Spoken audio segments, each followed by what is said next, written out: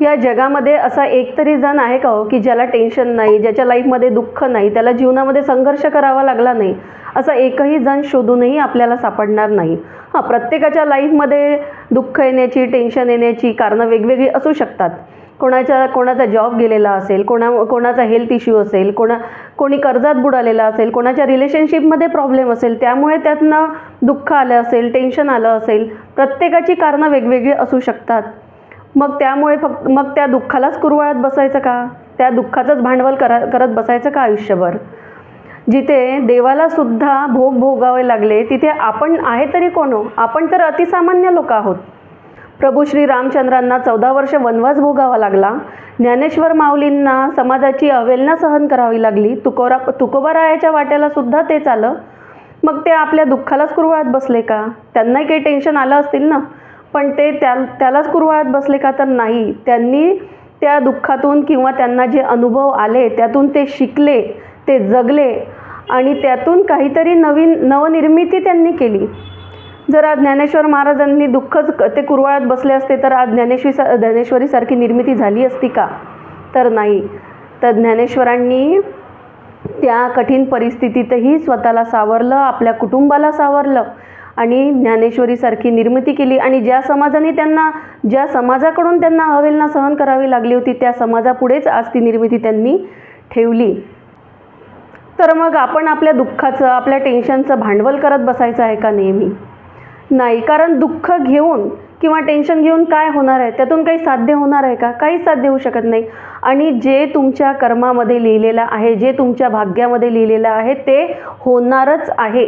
त्याला कोणीच बदलू शकत नाही. कोणीच कोणाच्या कर्मामध्ये हात घालू शकत नाही. जे तुम्ही घेऊन आलेलं आहे सोबत, त्या कर्माची फळं तुम्हाला भोगावंच लागणार आहे. हे सत्य स्वीकारूनच आपल्याला जीवन जगायचं आहे. तर मग आपल्याला त्रास होणार नाही. जे तुमच्या भाग्यात आहे ते तुम्हाला मिळणारच आहे आणि जे तुम्हाला भोगायचे आहे ते भोगावंच लागणार आहे. असा जर विचार आपण केला तर आपलं जीवन सोपं होईल. आपल्याला जीवन जगताना जो त्रास होतो तो होणार नाही.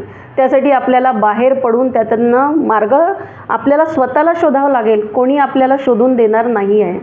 तर म्हणून आपल्याला आलेले दुःख, टेन्शन, डिप्रेशन याला सतत कुरवाळत बसू नका.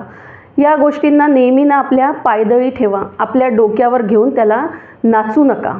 विचार करा, जर एखादं नातं तुमच्या लाईफमध्ये तुटलं असेल किंवा तुमची मैत्री तुटली असेल किंवा तुमचं ब्रेकअप झालं असेल, तर त्या गोष्टीचा इश्यू करत बसू नका. जर ते नातं आज तुटत असेल तर ते तुटू द्या. कारण उद्या चालून जर त्या नात्याचा तुम्हाला त्रासच होणार असेल तर ते नातं आजच तुटलेलं चांगलं आहे ना. तर ते स्वीकारा. आणि जर एखाद वेळी इनकेस जर कधी आपला ॲक्सिडेंट झाला, त्यामध्ये आपलं काही थोडंफार नुकसान झालं, आपल्या गाडीचं नुकसान झालं, आपल्याला काही खर्चटलं असेल, तर त्या देवाचे आभार म्हणा की तुमची जो ॲक्सिडेंट झाला तो थोडक्यामध्ये निभावला. यापेक्षाही भयंकर घडू शकत होतं माझ्या जीवनामध्ये, पण देवानी ते थोडक्यात निभावून नेलं. मी आज धडधाकड आहे असा विचार करा, म्हणजे तुम्हाला त्या गोष्टीचा त्रास होणार नाही.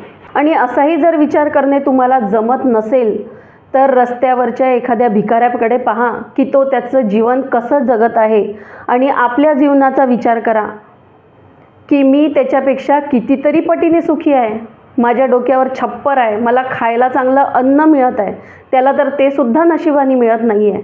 त्याच्या नशिबात तर काय आहे? रस्त्यावरचं उकिरड्यावरचं खाणं आहे, रस्त्यावरच झोपणं आहे. तर त्यापेक्षा मी कितीतरी पटीने सुखी आहे असा विचार करा. एखाद्या पॅरालिसिस पेशंटचे हाल पहा, त्यांचे काय हाल असतात, त्यांची काय व्यथा असते. त्यांच्याकडे पाहून आपल्याला कळेल की मी माझ्या 2 पायावर उभा आहे, मी माझ्या 2 पायावर चालू शकतो, मला दुसऱ्याच्या आधाराची गरज नाही. तेव्हा आपल्याला आपलं दुःख कमी वाटायला लागेल, आपला त्रास कमी वाटायला लागेल. वृद्धाश्रमात जाऊन त्या वृद्धांची व्यथा ऐका. मग आपल्याला कळेल की त्यांनी त्यांच्या आयुष्यामध्ये काय सोसलं आहे. आपण तर खूप सुखी आहे त्यांच्यापेक्षा.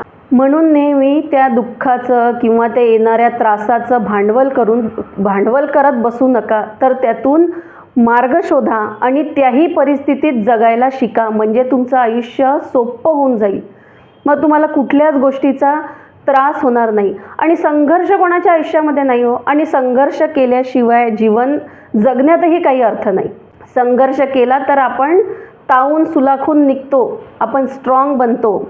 आणि एकदा माणूस स्ट्रॉंग बनला की त्याला आयुष्यात परत मागे वळून पाहायची कधीच गरज पडत नाही. मग अशा स्ट्रॉंग व्यक्तीच्या आयुष्यात कितीही दुःख येऊ द्या, कितीही टेन्शन येऊ द्या, कितीही त्रास त्याला सहन करू द्या, त्याची सगळ्या गोष्टी सहन करण्याची तयारी राहते. म्हणून नेहमी आपलंच दुःख मोठं करत बसू नका किंवा आपलाच त्रास मोठा करत बसू नका, तर दुसऱ्याकडे पहा, त्यातनं शिका. स्वतःच्या वाट्याला जे आलेलं आहे त्यामध्येही जगायला शिका आणि त्यातूनही काही चांगली निर्मिती होऊ शकते, त्यातूनही काही चांगलं होऊ शकते हा विचार करा. कारण नेहमी एक दरवाजा जरी बंद झाला ना तरी दुसरा दरवाजा नेहमी उघडाच असतो. त्यामुळे आपल्याला फक्त त्याचा शोध घ्यायचा आहे आणि त्यासाठी प्रयत्न करत बसायचे आहे. तर फक्त त्या दुःखाचा इश्यू करत बसू नका, म्हणजे तुमचं जगणं अगदी सोपं होऊन जाईल. जर तुम्हाला माझा हा व्हिडिओ आवडला असेल तर नक्की लाईक, शेअर आणि सबस्क्राईब जरूर करा. धन्यवाद.